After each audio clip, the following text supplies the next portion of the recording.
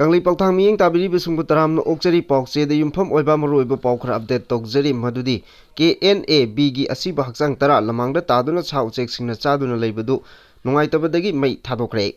Mamang ta January 23 Horaga February Mari Phawba Kamjong district amasung Kabo Tampak ani gi lona ba mafamda leiba Manipur yawol Lanmee singi base camp amada KNAB gi Indian Army gi kangbuna January 23 attack tawduna maikei animakta akanba mawongda khut thoknakiba da laikhidraba KNAB gi Lanmee sing adugi hakchang lamhangda taduna sa uchek singna chaduna leibadu yengba nungaitabadagi Manipur gi apunba yawol Lanmee singna ngasi Asiba Hakchang sing adu Mei Thadokhre thabak paikhatkre hari paukse asina thajaba yaba paugi matung inna Manipur gi yawoloi singna handuna nongmei kapada KNAB amadi makhoige chatminaba Lanmee singi Asiba Hakchang lamhangda pat pumduna taduna leiba lamlaki sa uchek singna setuna chabagi amadi pat pumbagi manam namthirakpadagi Manipur gi yawoloi singna ngarang Asiba Hakchang tara khomjinduna Mei Thadokhre hari numit kyani chumna khut thoknakiba aduda nongmei maruna panbadagi soktuna lanphamdagi chenkraba matung chatpa ngamdabadagi sikiba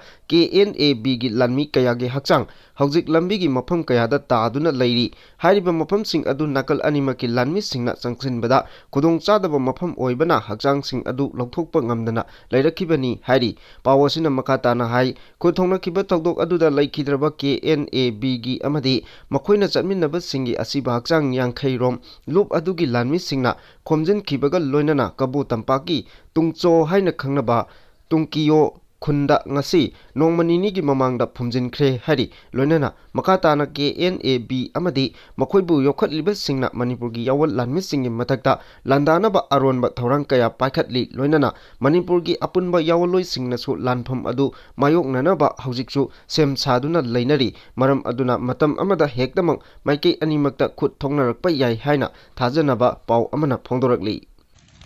akhoi namduna lawkhiba Rebaki ningtamba adu amu hanjinaba ningtamgi lanama thengnabani nakhoida khoina landaba leite landana marum su leite Makatarakpa update state asida NEP lisingani kun mapung phana chana hanba ngamdaba education minister phamthadu mathong masak khangdaba commissioner director sing sindou haina phongdorakli Mahiroi singna irang hoduna Manipur lenga ki matakta akanba khongjang chanshin driba makhai thabak tawdabagi hainabi asi thadokpiyu Manipur National Education Policy lisingani kun NEP lisingani kun ningthina chanaba ngamloidaba leirabadi karigidamak Manipur da NEP chana halibano state asida NEP lisingani kun mapung phana chana hanba ngamdaba education minister pham thado loinana mathong masak khangdaba education commissioner director sindokadabani haina Imphal college da leiba manga suba semester tamlebi Mahiroi Janat Laistramna phongdorakre waphamasi ngasi Manipur da NEP lisingani kun chanarabasu Manipur lengak asina mari suba sahigi undergraduate hangdoktuna leibagi mayokta ngasi Imphal college ki Mahiroi singna college gate mamangda kholaw lauduna khongang changsinkhibani thawramga mari leinana mahangna phongdokhibani hari Janat Laistramna makatana phongdokhibada Mahiroi singi punsi kanbiyu lamdam asida NEP chanaduna mari suba sahigi degree course asi chanare adum oinamak graduate ki aroiba charu oigadoriba mari suba chahi asi tamba yaba Mahiroi sing asina karamba no haiba lebak asina Mahiroi singda khanghandri maram asina hauji college tamliba Mahiroi singda achauba chamamnaba ama leiri Mahiroi singbo ningthina mahi masin takpiba ngamloidaba oja sing masana khangna ojagi phamdagi lapthokpi kro loinana Mahiroi singna taruk suba semester loidringai Mamangda mari suba chahigi tampham mahiloisang sing hangdokpiyu masing ngamdaba tarabadi education director commissioner sindokduna mathong masak khangba miyoina oina hapiyu haina phongdorakli karigumba Mahiroi singna thamliba wafam sing asi athuba matamda onthokdaba thoklabadi tongan makhalgi khongjang kaya changsilakani haina su mahangna phongdoki ngasigi khongjang aduda Mahiroi singna academic career manghanba yaroi state asida NEP lisingani kun mapung phana chatnaba ngamdaba education minister pham thadu mathong masak khangba commissioner director sindokadabani haiba kholaw kayaga loinana tongan ba mahiloisang kayana iba mahiloi singi placard sing paiduna khongjang adu changsinki hari makatarakpa pauda khunga puphabagi mayokta malomda wakat mifam pangthokre center amadi state langak anina lamdam masibu ngakliba khungak pasing phabagi mayokta ngasi malonggi tongan ba lekai singdagi thoklakpa miyamna wakat mifam chathakre malom tuli yaimada leiba Korangpung Community Hall da ꯆꯠꯊꯈꯤꯕ ꯋꯥꯀꯟ ꯃꯤꯐꯝ ꯑꯗꯨꯗ ꯁꯔꯨꯛ ꯌꯥꯔꯤꯕ ꯏꯃꯥꯁꯤꯡꯅ ꯈꯣꯜꯂꯥꯎ ꯀꯌꯥ ꯂꯥꯎꯈꯤꯕꯒ ꯂꯣꯏꯅꯅ ꯈꯨꯟ ꯉꯥꯛꯄ ꯑꯇꯇꯥꯏ ꯅꯠꯇꯦ ꯃꯤꯌꯥꯝꯒꯤꯅꯤ ꯈꯨꯟ ꯉꯥꯛꯄ ꯐꯥꯕ ꯌꯥꯔꯣꯏ ꯃꯇꯤꯛ ꯆꯥꯗꯕ ꯁꯤꯑꯦꯝ ꯐꯝ ꯊꯥꯗꯣꯛꯎ ꯍꯥꯏꯅ ꯏꯕ ꯄ꯭ꯂꯦꯀꯥꯔꯗꯁꯤꯡ ꯁꯤꯖꯤꯟꯅꯈꯤ ꯍꯥꯏꯔꯤ ꯋꯥꯀꯟ ꯃꯤꯐꯝ ꯑꯗꯨꯗ ꯁꯔꯨꯛ ꯌꯥꯈꯤꯕꯤ ꯃꯥꯂꯣꯝ ꯇꯨꯂꯤꯍꯜ ꯑꯄꯨꯟꯕ ꯃꯩꯔꯥ ꯄꯥꯏꯕꯤꯒꯤ ꯄ꯭ꯔꯁꯤꯗꯦꯟꯠ ꯀꯦ ꯑꯅꯤꯇꯥꯅ ꯐꯣꯡꯗꯣꯔꯛꯄꯗ ꯁꯦꯟꯇꯔ ꯑꯃꯗꯤ ꯁ꯭ꯇꯦꯠ ꯂꯩꯉꯥꯛ ꯑꯅꯤꯅ ꯃꯤꯌꯥꯝꯕꯨ ꯅꯤꯡꯊꯤꯅ ꯉꯥꯛ ꯁꯦꯟꯕ ꯉꯝꯗꯕꯗꯒꯤ ꯈꯨꯟ ꯉꯥꯛꯄ ꯀꯌꯥ ꯊꯣꯔꯛꯇꯨꯅ ꯃꯤꯌꯥꯝꯕꯨ ꯉꯥꯛ ꯁꯦꯜꯂꯛꯈꯤꯕꯅꯤ ꯆꯩꯔꯛ ꯑꯁꯤꯗ ꯈꯨꯟ ꯉꯥꯛꯄ ꯐꯥꯕ ꯄꯨꯟꯕ ꯇꯧꯕ ꯍꯥꯏꯕꯁꯤ ꯂꯝꯗꯝ ꯑꯁꯤꯒꯤ ꯑꯣꯏꯅ ꯈ꯭ꯋꯥꯏꯗꯒꯤ ꯂꯥꯏꯕꯛ ꯊꯤꯕꯅꯤ ꯍꯥꯏꯅ ꯐꯣꯡꯗꯣꯔꯛꯈꯤ ꯈꯨꯟ ꯉꯥꯛꯄꯁꯤꯡ ꯐꯥꯕꯗ ꯆꯦꯟꯅꯕ ꯄꯨꯂꯤꯁꯁꯤꯡ ꯆꯨꯔꯥꯆꯥꯟꯄꯨꯔ ꯅꯠꯇ꯭ꯔꯒ ꯀꯥꯡꯄꯣꯛꯄꯤꯗ ꯇ꯭ꯔꯥꯟꯁꯐꯔ ꯇꯧꯈꯣ ꯍꯥꯏꯅ ꯐꯣꯡꯗꯣꯔꯛꯈꯤ ꯍꯥꯏꯔꯤ ꯂꯣꯏꯅꯅ ꯃꯅꯤꯄꯨꯔꯗ ꯑꯞꯁꯄꯥ ꯂꯧꯊꯣꯛꯎ ꯍꯥꯏꯕ ꯋꯥꯐꯝꯁꯤꯡꯁꯨ ꯐꯣꯡꯗꯣꯛꯈꯤ ꯍꯥꯏꯔꯤ ngasi akoina phamjaribe mifam asi malom apunbagi oina hojik akoigi state sarkar amadi state force na